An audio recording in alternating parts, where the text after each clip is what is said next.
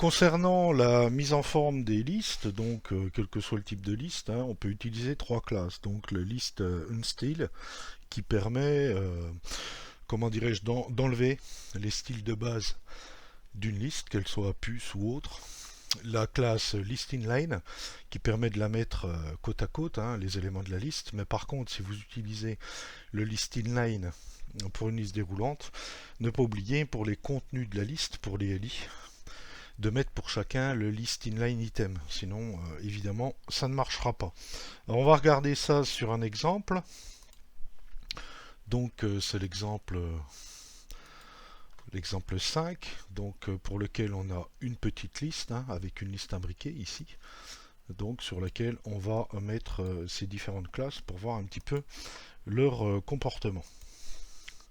Alors, la première, ben, ici, je vais enlever les styles de la liste. Donc, je vais mettre la classe list unstyle.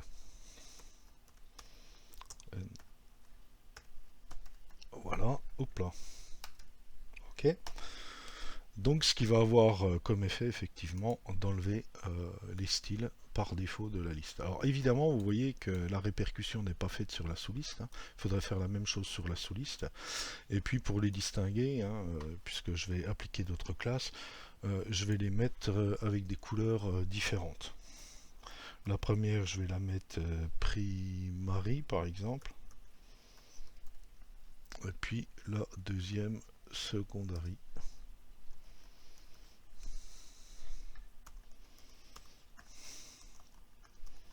Voilà, ce qui va nous donner, voilà, comme ça on les différenciera. Voilà. Alors la deuxième, je vais la mettre en ligne, d'accord.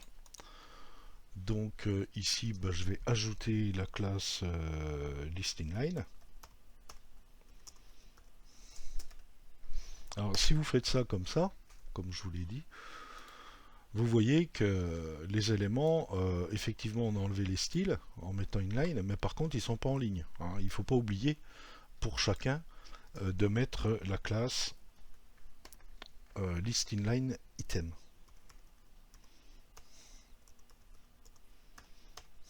Pour chacun, évidemment, des composants, sinon ça ne marchera pas, hein, évidemment. Alors, je vais le mettre sur celui-là, évidemment sur tous. Hein. Alors vous verrez, bon, on peut l'utiliser pour faire des menus, c'est habituellement ce qu'on fait. Vous verrez que sur Bootstrap, on a des menus très intéressants, hein, qu'on peut mettre en place avec des navigations par exemple qui sont assez puissants, qui vous évitent de repasser par ce genre de choses.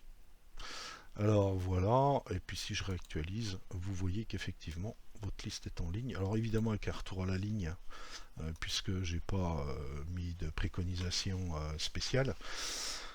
Donc voilà, les listes, comment on peut les utiliser? Bon, c'est assez simple. Mais bon, vous verrez, pour les menus de navigation, on a d'autres techniques qui sont beaucoup plus faciles à mettre en œuvre et beaucoup plus puissantes.